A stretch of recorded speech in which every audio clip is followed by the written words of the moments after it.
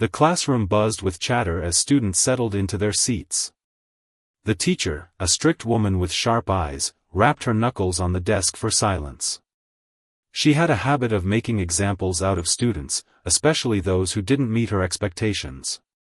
That day, the topic was careers and family backgrounds. The teacher smirked as she called on a quiet boy in the back row. He was shy, often keeping to himself, but always respectful. "What does your father do for a living?" she asked, her tone dripping with mock curiosity. The boy hesitated.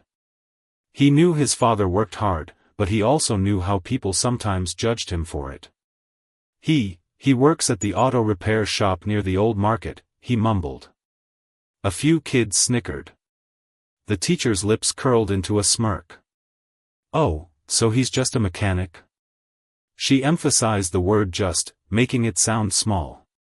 "Well, I hope you plan to do something better with your life." The boy's face burned, but he stayed silent. He had heard this before, people assuming his father's job meant they were less important. But he knew the truth. His father was a good man, someone who worked long hours to provide for his family. The teacher continued her lesson, unaware of the storm brewing outside the classroom. Just then, the door creaked open. A tall man in oil-stained overalls stepped in, his face lined with exhaustion but his eyes warm. He held a lunchbox. The boy had forgotten it at home that morning. The room fell silent. The boy's heart pounded. His father was here. The teacher turned, her expression freezing when she saw the man. Before she could speak, the principal, who had been walking behind him, stepped forward. "This gentleman is here to drop off lunch for his son," the principal said, his voice firm. Then, with a slight smile, he added, "And he's also the one who fixed my car for free last week when I was stranded on the highway." The teacher's face went pale. The boy's father walked over and handed him the lunchbox, ruffling his hair gently. "Don't forget to eat, yeah?"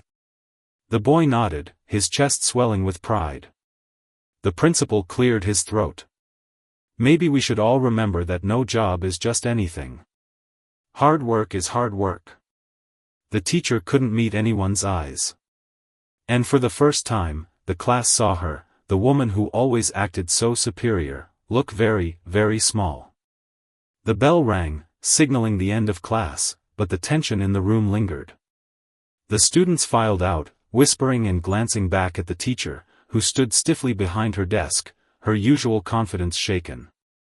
The boy gathered his books slowly, still processing what had just happened. His father had left after a quick nod to the principal, but the weight of his presence remained. As the boy stepped into the hallway, a few classmates clapped him on the shoulder. "Your dad's cool," one said. Another grinned. "Did you see her face? Priceless."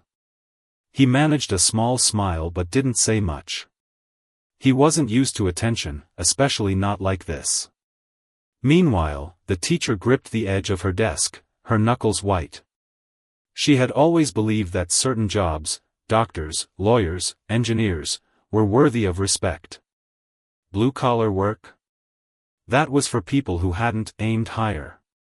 But now, the principal's words echoed in her mind, "No job is just anything." She scoffed under her breath. Since when does fixing cars make someone a hero? But deep down, she knew it wasn't about the job, it was about the way she had mocked a child for something he had no control over. By lunchtime, the story had spread. The boy, usually invisible in the school's social hierarchy, suddenly found himself surrounded by curious peers. Even older students stopped him in the hallway. "Hey, you're the kid whose dad shut down Mrs. Strict, right?" He shrugged, unsure how to react. He didn't want trouble, he just wanted to get through the day. But for the first time, he felt something strange, pride. Not because his father had embarrassed the teacher, but because people were finally seeing his dad the way he always had, a hard-working man who deserved respect. Across the cafeteria, the teacher sat alone at the staff table, picking at her food. Normally, she dominated conversations, but today, Her colleagues exchanged glances and kept their distance. One younger teacher finally broke the silence. "You know, my brother's a mechanic. He works 12-hour shifts to put his kids through college." The teacher stiffened but said nothing. After school, the principal called her into his office. She sat rigidly, expecting a reprimand. Instead, he leaned back in his chair and sighed. "I've had 3 parents call me today. They're not happy." She crossed her arms. "Because I stated facts. Since when is ambition a bad thing?" The principal shook his head. "Ambition isn't the problem. Humiliating a child is." He slid a folder across the desk. "We're assigning you to supervise the career fair next month. Maybe it'll help you see things differently." Her stomach dropped. The career fair was where local workers, plumbers, electricians, chefs, came to talk to students about their professions. It was her least favorite event. That evening, the boy sat at the kitchen table, pushing food around his plate. His father noticed but didn't press. Finally, the boy spoke. "Everyone was talking about you today." His dad chuckled. "Yeah? Hope it wasn't too embarrassing." The boy hesitated. They acted like you were some kind of legend." His father wiped his hands on a rag and sat down. "Listen, jobs don't define people. Character does. I fix cars, but that's not who I am." He tapped his son's chest lightly. "What matters is what's in here." The boy nodded, but a question nagged at him. "What if people still look down on you?" His father smiled. "Then that's their problem, not mine." Back in her empty classroom, the teacher erased the whiteboard with sharp, angry strokes. She wasn't about to let this go. If the principal wanted her to learn a lesson, fine, but she'd do it her way. She pulled out her phone and scrolled through contacts until she found a name, a former student, now a successful corporate lawyer. Perfect. If the school wanted role models, she'd give them one. She typed a message, "Would you be interested in speaking at our career fair?" A reply came instantly, "Absolutely. Honored to be asked." She smirked. Let the mechanic be the hero for a day. By the time she was done, the students would see what real success looked like. The next morning, the boy walked into school to find the principal waiting near the entrance. "Got a minute?" he asked. Nervous, the boy followed him into the office. To his surprise, the principal didn't scold him.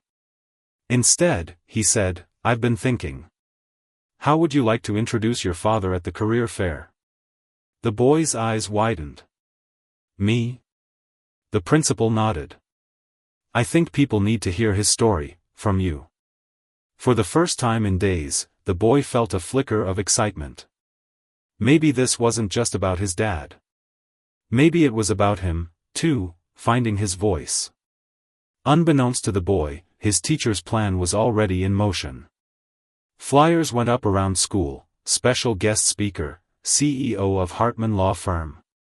The buzz was immediate. A big-shot lawyer? That was the kind of success people admired. The boy saw the posters and felt a pang of doubt. Would anyone even care about his father now? But as he turned the corner, he nearly bumped into the school janitor, an older man with kind eyes. "Heard your dad speaking at the fair," the janitor said. "Good man. I'll be there." The boy blinked. "You will?" The janitor winked. "Us, just workers gotta stick together." And just like that, the boy realized, this wasn't about impressing people.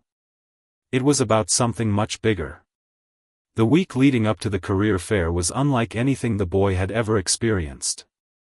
Everywhere he went, people whispered, some curious, some mocking, some genuinely impressed. The posters of the high-profile lawyer loomed large on the school walls, but so did the quiet buzz about his father's upcoming speech. The boy practiced his introduction in front of the mirror, stumbling over his words at first. He had never been good at speaking in front of crowds, but the thought of letting his father down was worse than his fear. His father, meanwhile, stayed calm. "Just say what's in your heart," he told him. "That's always enough." But not everyone was so supportive. The teacher watched the preparations with a smug satisfaction. Her plan was working perfectly. The lawyer she had invited wasn't just any attorney, he was a former student of hers, one she had mentored personally. She had hand-picked him to overshadow the mechanic, to show the students what real success looked like. What she didn't know was that fate had other plans. A day before the fair, she received an email from the lawyer. "Looking forward to tomorrow. By the way, I heard one of the speakers is an auto mechanic. That's a lucky coincidence. I actually have a story about how a mechanic saved me once. Can't wait to share it." Her stomach twisted. What? During lunch, the boy sat alone, nervously rehearsing his lines under his breath. The school janitor, the same one who had encouraged him earlier, noticed and sat down across from him. "You're overthinking it," the old man said, taking a bite of his sandwich. The boy sighed. "What if I mess up?" The janitor chuckled. "You think your dad cares about perfect words? Nah. He cares that you're up there with him. That's what matters." The boy thought about that. Maybe the janitor was right. Later that afternoon, the principal pulled the boy aside. "I heard you've been practicing hard," he said. "But there's something you should know." The boy tensed. Was he being pulled from the event? The principal smiled. "That lawyer your teacher invited? Turns out he knows your dad." The boy's eyes widened. "What?" The principal nodded. "Small world, huh? Let's just say, tomorrow might be more interesting than anyone expects." That evening, the boy's father came home later than usual, his hands covered in grease, his face tired but content. Over dinner, the boy finally asked the question burning in his mind. "Dad, do you know some lawyer named Mr. Hartman?" His father paused, then laughed. "James Hartman? Yeah, I know him. Fixed his car a few years back when it broke down in the middle of nowhere." "Why?" The boy's jaw dropped. "He's the big speaker at the career fair tomorrow." His father's eyebrows rose. "Huh. Small world." He took another bite of food, completely unfazed. The boy stared. "Aren't you?" "I don't know, nervous?" "He's like a CEO." His father shrugged. "And I'm a mechanic. So what? He needed help once, I helped him. That's life." The boy sat back, stunned. All this time, he had been worried about comparisons, about who was better. But his father didn't think that way at all. The gymnasium was packed. Students, teachers, and even parents filled the rows of chairs. At the front, a podium stood beside a table with name tags, Mr. Hartman, CEO, and Mr. Rodriguez, auto mechanic. The boy stood backstage, his heart pounding. His father stood beside him, calm as ever. Then, the teacher walked in, her heels clicking sharply against the floor. She glanced at them, her lips pressed into a thin line. "Well, this should be educational," she said before striding away. The principal stepped up to the microphone. "Welcome to our annual career fair. Today, we have two very special guests." He turned to the boy. "And one of our own students will introduce the first speaker." The boy took a deep breath and walked to the podium. At first, his voice shook. But as he spoke, it grew stronger. "My dad isn't famous. He doesn't wear fancy suits or have a big office. But he's the hardest working person I know." He glanced at his father, who gave him a small nod. "He fixes things, not just cars, but problems. And he never looks down on anyone, no matter what they do." The audience was silent. Even the teacher seemed to be listening, though her arms were crossed. Then, it was his father's turn. He stepped up and spoke simply, without pretense. I never went to college. I learned my trade by doing it. But I take pride in my work because it matters. When your car won't start, when you're stranded somewhere, you don't need a CEO, you need someone who knows how to get you home. A few students nodded. Some even clapped.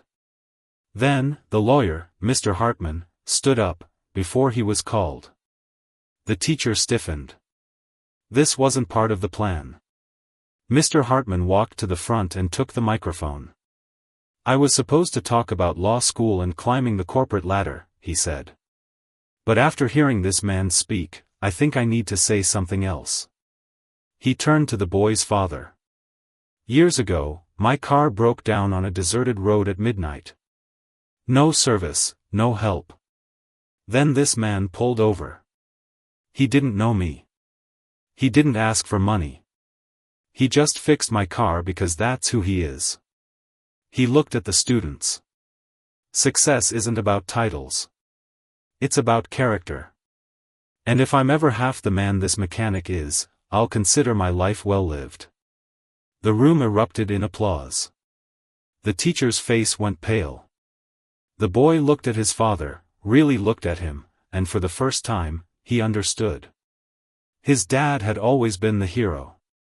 The world was just finally catching up. The applause in the gymnasium faded, but the energy in the room didn't. Students buzzed with excitement, some glancing at the boy and his father with newfound respect. The teacher, however, stood frozen near the stage, her carefully constructed narrative crumbling in front of her. Mr. Hartman shook the boy's father's hand warmly before turning to leave. As he passed the teacher, he paused. You taught me a lot back in the day, he said quietly. But today, I think I was the one who learned something. Her lips pressed into a tight line, but she said nothing. As the crowd dispersed, the boy walked beside his father, still processing what had just happened. Kids he barely knew nodded at him. One even said, "Your dad's awesome." His father chuckled. Guess I'm famous now, huh? The boy smiled, but his eyes drifted to the teacher, who was storming out of the gym. He wondered what she was thinking. Across the room, the principal watched her go, his expression unreadable. Then he approached the boy and his father.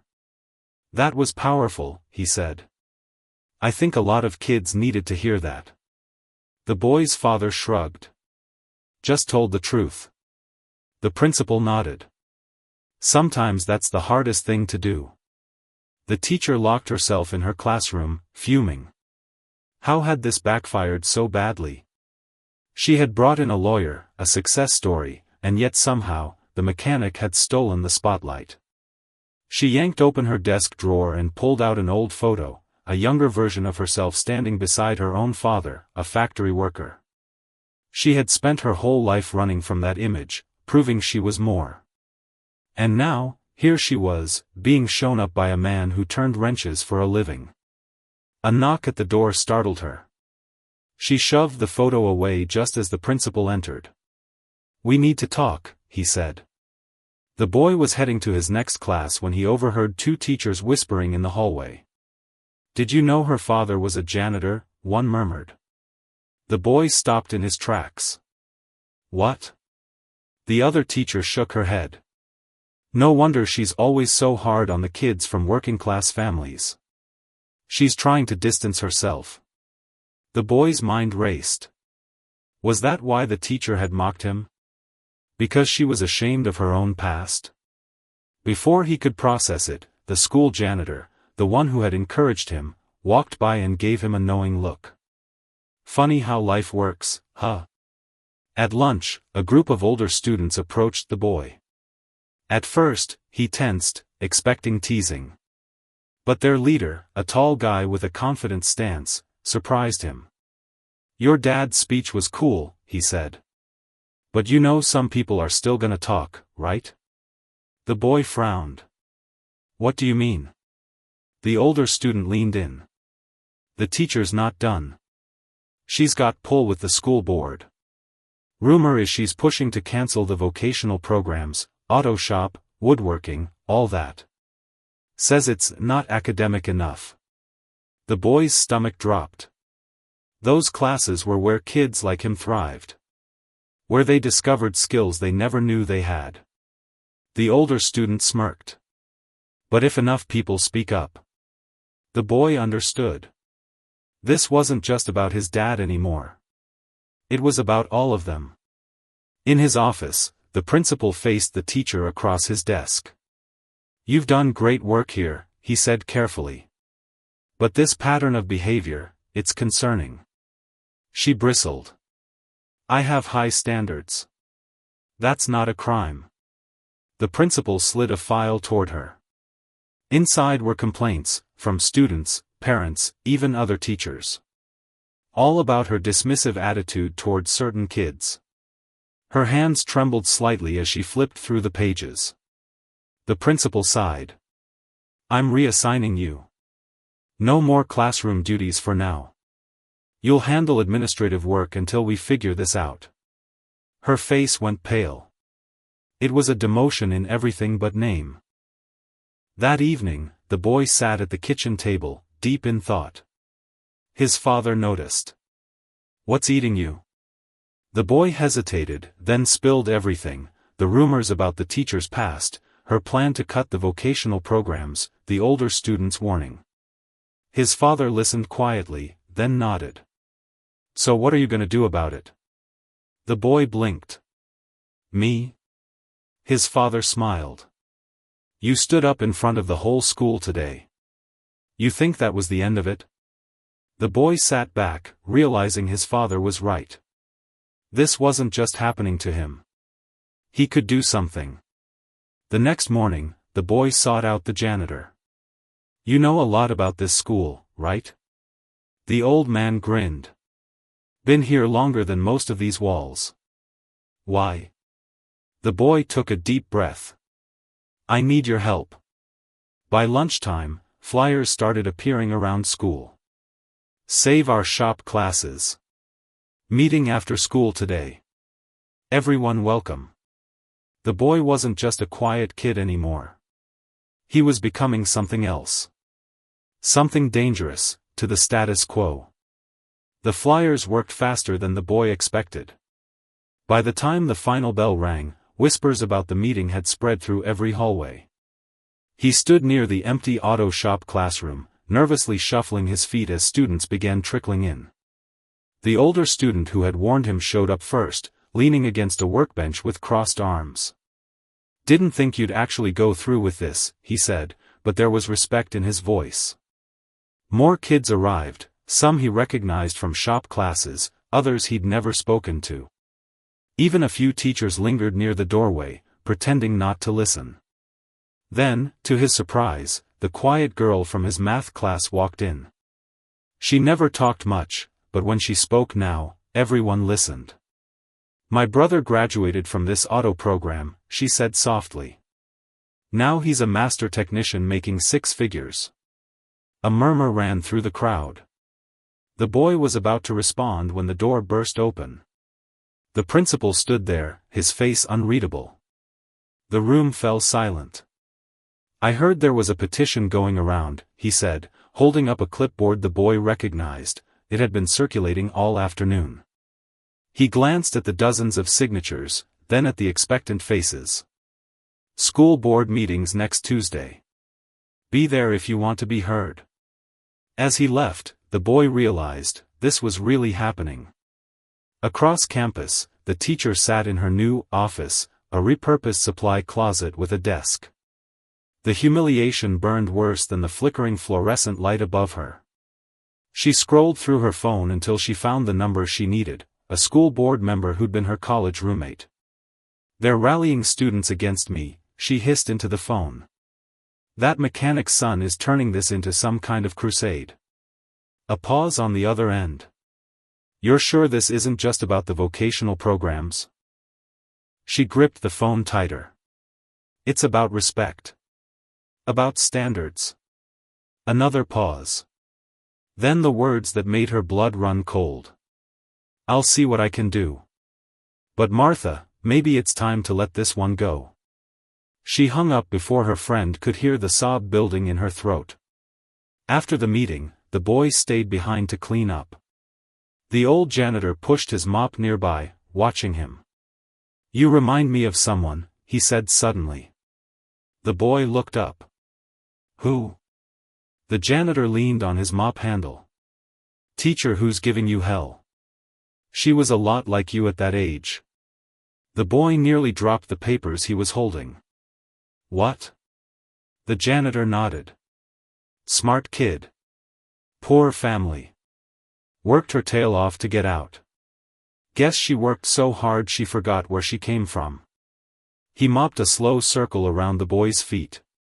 "Funny how life comes full circle, ain't it?"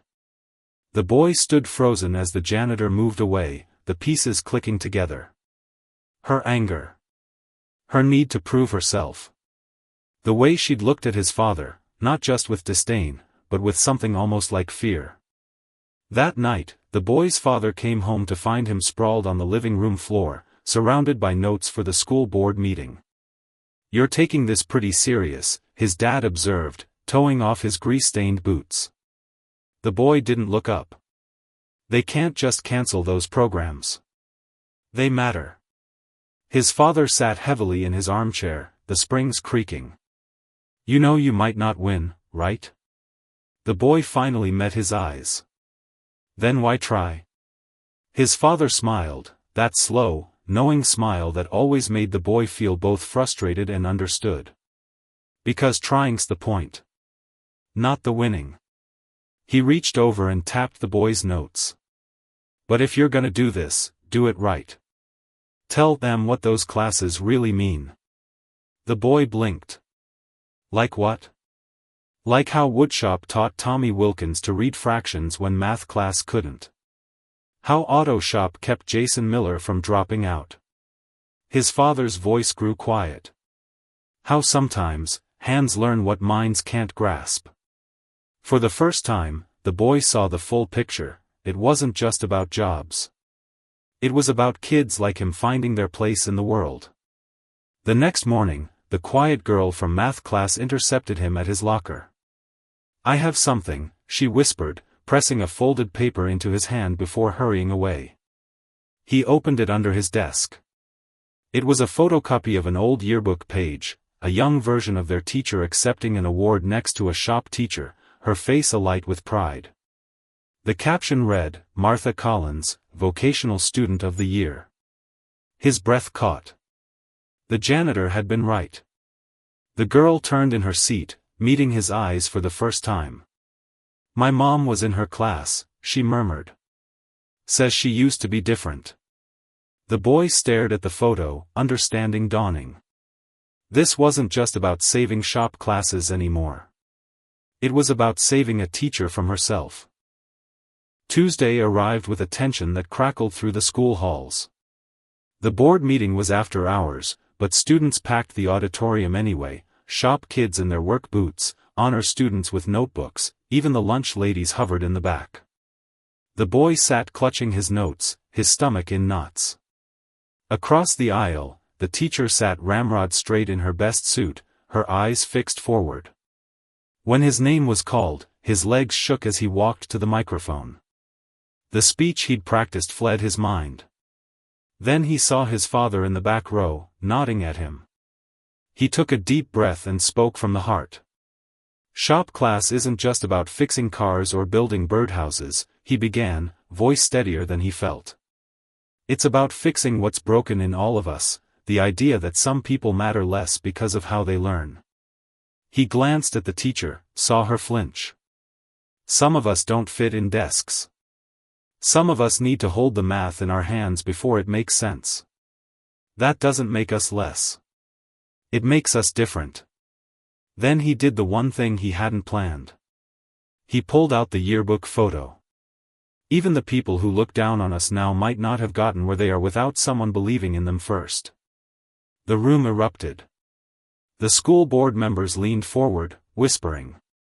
And in the front row, the teacher's shoulders began to shake.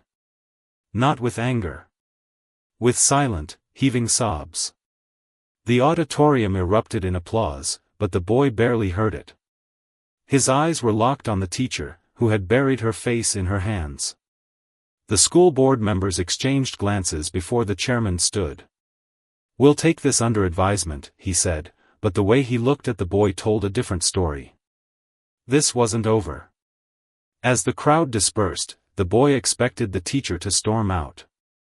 Instead, she sat frozen in her seat, staring at the yearbook photo still projected on the screen behind the podium. When the teacher didn't show up to school the next morning, rumors spread like wildfire. "Maybe she quit," someone said in the cafeteria. "Good riddance," another muttered. But the boy felt no triumph, only a strange emptiness. He'd won the battle, but at what cost? On the third day, the principal called him into his office. The moment he saw the man's grim expression, his stomach dropped. "She's in the hospital," the principal said quietly. "Stress-related collapse." He pushed a folded note across the desk. "She asked me to give you this." The boy's hands trembled as he opened it. Just 2 words. "I'm sorry." That afternoon, the boy stood outside the hospital room, gathering courage. His father waited in the hallway. "You don't have to do this," he reminded him. But the boy nodded and knocked. The woman in the bed looked nothing like the fierce teacher he knew. Pale, without her usual sharp makeup, she seemed smaller. Fragile. For a long moment, they just looked at each other. Then she spoke, her voice raw. "I grew up in a trailer park. My father welded dumpsters for a living." She clutched the hospital blanket. "I spent 30 years running from that, and you dragged it back in one speech." The boy swallowed hard. "I didn't mean." "I know." She cut him off, but not unkindly. "That's what makes it worse."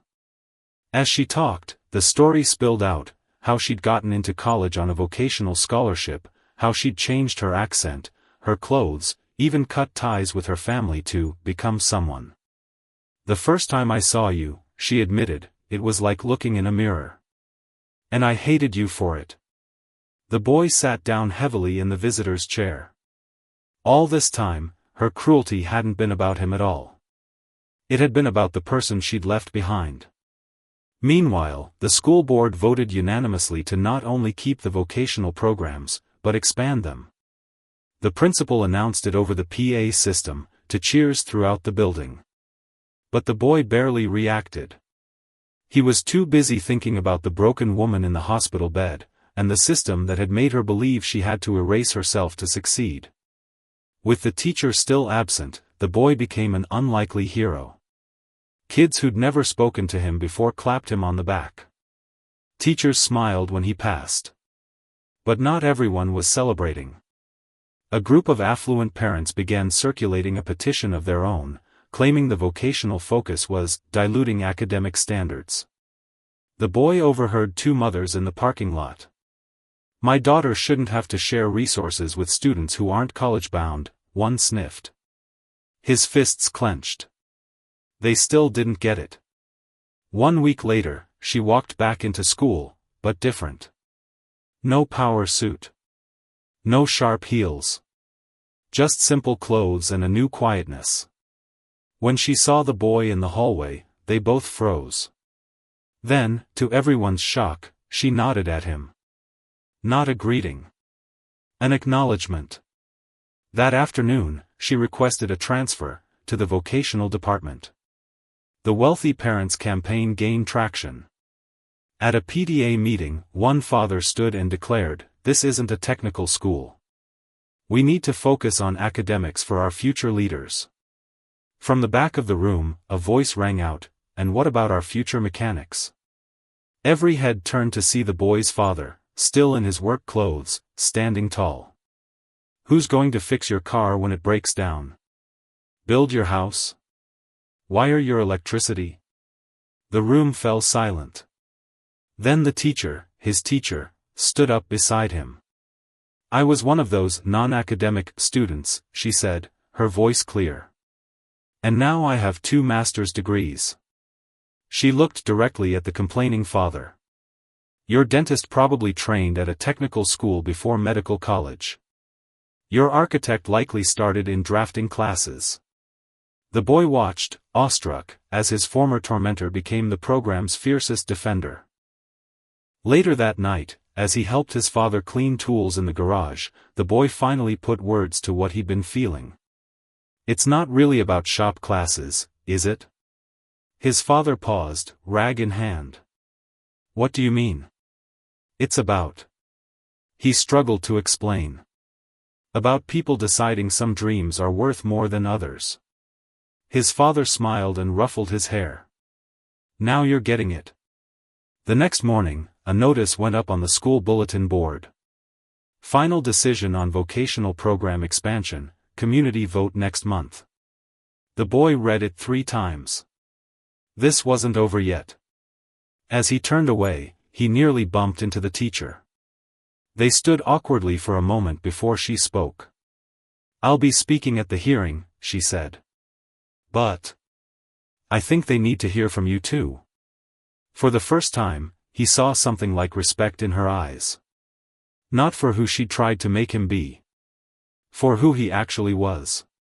The school parking lot overflowed with cars the night of the community vote, pickup trucks and luxury sedans crammed side by side, a physical representation of the divide tearing their town apart. The boy hovered near the entrance with his father, both wearing their best shirts, though his dad still bore a faint oil stain on the cuff. Inside, the auditorium buzzed with tension. Supporters of the vocational program wore blue armbands, while the opposition had taken to pinning ivory-colored ribbons to their lapels. The boy noticed how the ribbon wearers sat clustered on the left side, their body language rigid, while the armband group sprawled comfortably across the right, work boots propped on empty chairs. His teacher, former teacher, stood near the stage, clutching note cards. When she spotted him, she gave a tight nod. He was about to approach her when a voice cut through the murmur. Still pushing your little crusade, I see. A well-dressed woman with a pearl necklace stood blocking his path, her smile razor-thin. Behind her, a group of similarly polished parents watched with amusement. The boy recognized her, the mother who'd complained in the parking lot. His father stepped forward, but the boy shook his head. Yes, ma'am, he said, meeting her gaze. Because my friend Jake in auto shop wants to be an engineer. And Sarah in wood shop? She's got a scholarship for architectural design. He paused. What did your kid do this year besides complain about group projects? The woman's face flushed. A few nearby blue armbands muffled laughter. Before she could retaliate, the school board chairman called the meeting to order. First to speak was a silver-haired man in a tailored suit, some big-shot lawyer from downtown. He clicked through a PowerPoint showing declining test scores. Diversion of funds to vocational tracks correlates directly with lowered academic performance, he declared, pointing to a graph no one could read from the audience. We cannot sacrifice our children's futures to coddle those unwilling to meet rigorous standards. Murmurs of agreement came from the ivory ribbons.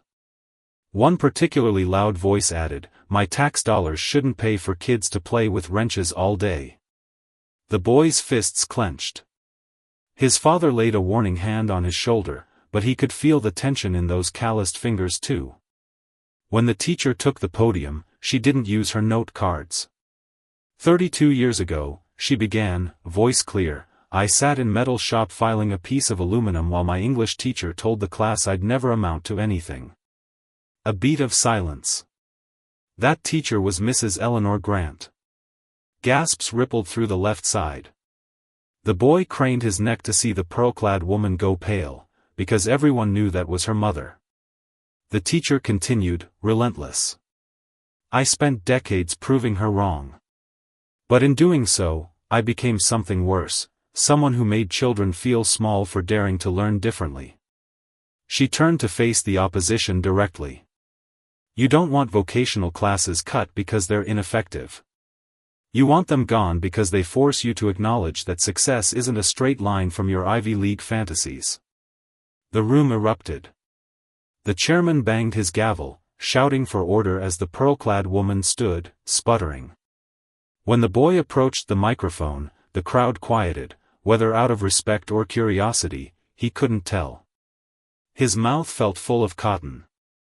Then he spotted the janitor leaning against the back wall, the old man giving him a thumbs up. "You're right," he said, startling everyone. "Some of us in shop classes aren't college-bound." He let that hang a moment before adding, "because we've got something better waiting." He pulled out his phone, queued up a video, and projected it onto the screen. Footage played of his auto shop teacher, a gruff Vietnam vet, patiently walking a dyslexic student through an engine repair, using the pistons to explain fractions. Of the woodshop teacher helping an anxious girl build a rocking chair, her hands steady for the first time all semester. "My dad never got past 10th grade, the boy said as the video ended. "But he taught me calculus using torque ratios."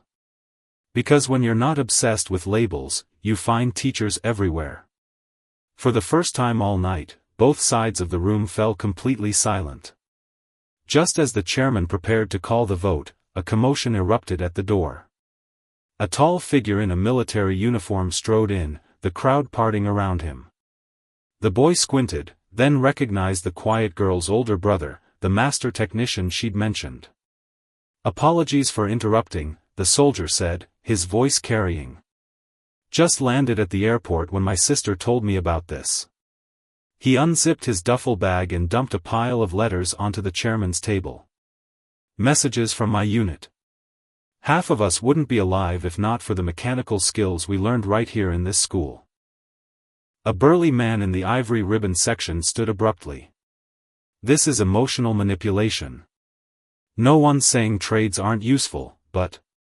"Then what are you saying?" the soldier fired back. "That it's fine for other people's kids to do the dirty work while yours get funneled toward better things?" He scanned the room. "My crew fixes $30 million helicopters with the same hands your kids can't bear to get calloused." The pearl-clad woman's husband scoffed. "Military service is hardly comparable." "Sir," the soldier cut in, icy calm, "does your Porsche still have that intermittent stalling issue?"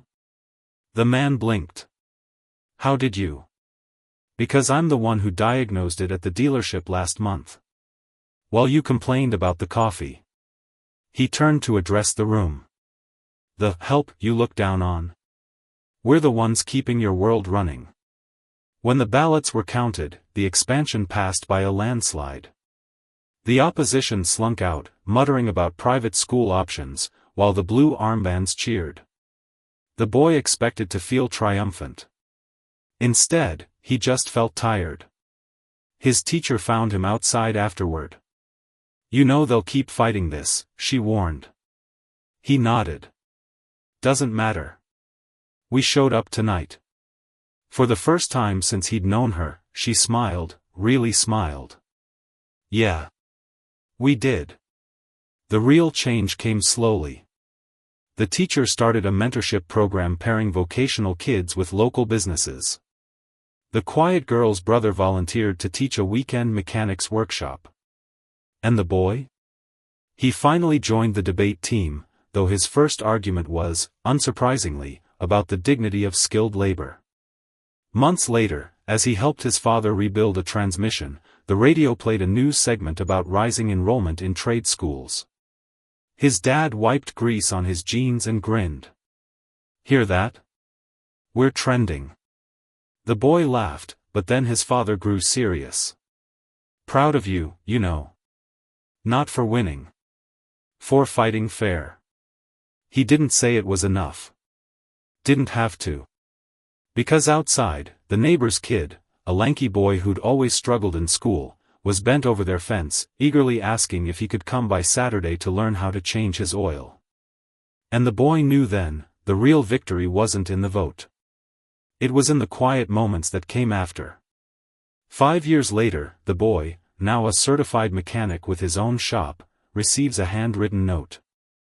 It's from his old teacher, now retired, with a newspaper clipping enclosed. The pearl-clad woman's son has dropped out of law school to start a custom motorcycle business. The note reads simply, the circle continues. Thank you. Underneath, in smaller letters, P.S. My father would have liked you.